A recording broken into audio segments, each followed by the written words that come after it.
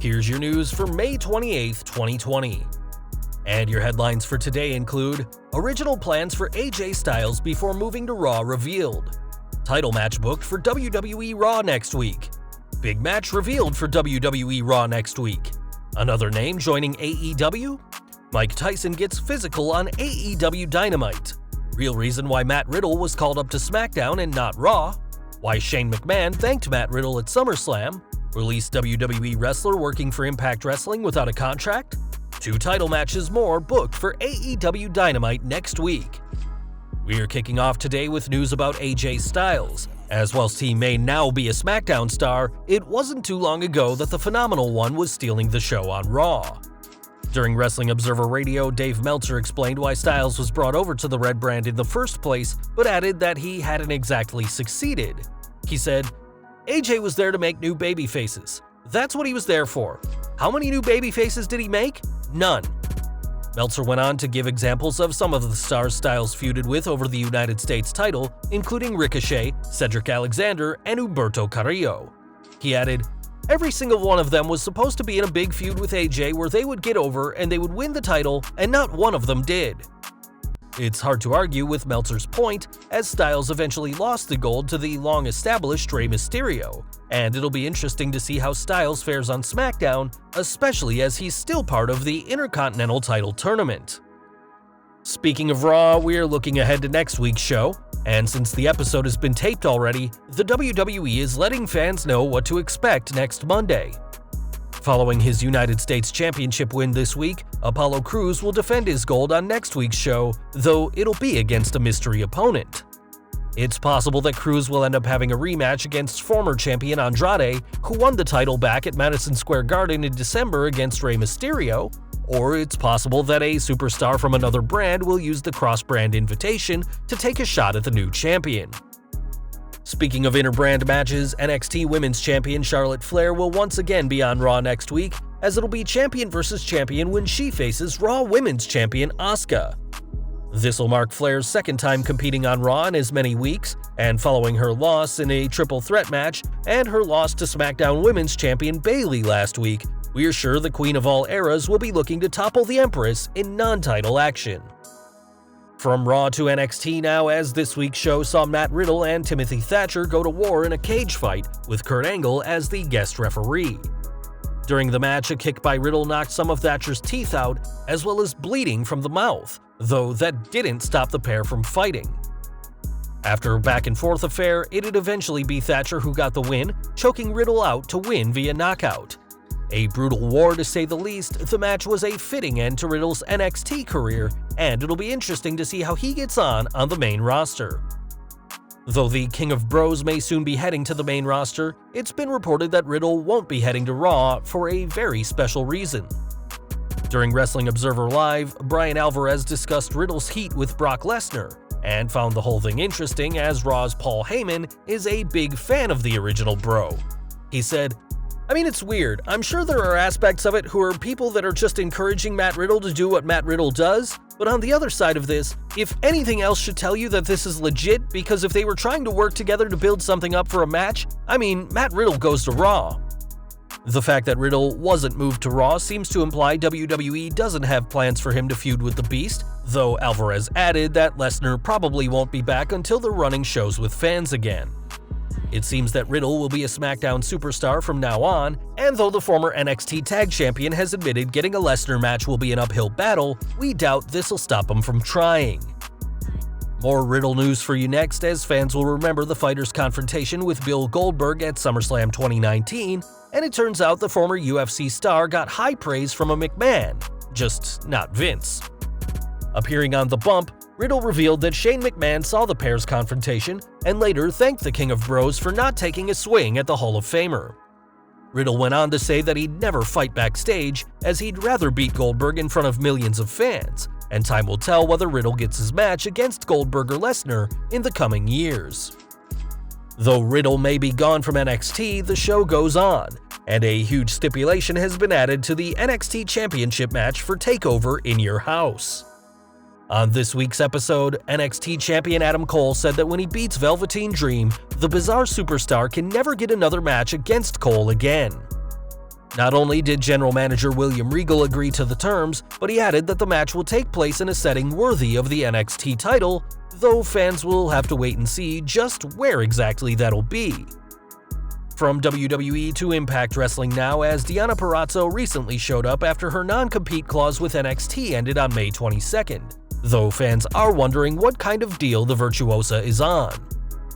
Fightful is reporting that Purrazzo has not signed a deal with Impact Wrestling and is on a per-appearance agreement, as they want to see how things work out with the Virtuosa, who will be at the upcoming TV tapings in Nashville.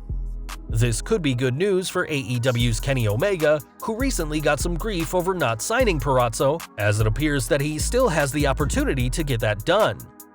Of course, there's the chance Impact could sign Purrazzo before the AEW World Tag Team Champion gets the chance, as it seems the Virtuosa is becoming quite the hot commodity outside of WWE. We are looking ahead to Summerslam next, and whilst we've previously reported that the show may have its date and location changed due to the ongoing global situation, those aren't the only changes that could happen. For the past year or so, Sasha Banks has been inseparable from SmackDown Women's Champion Bayley, and though there were talks of the pair feuding for the gold soon in time for SummerSlam, WrestleTalk is now reporting that this idea has been postponed. They explained why, saying, "We've been told that a part of the reason for delaying Banks and Bayley's match is because of the location that SummerSlam was set to take place."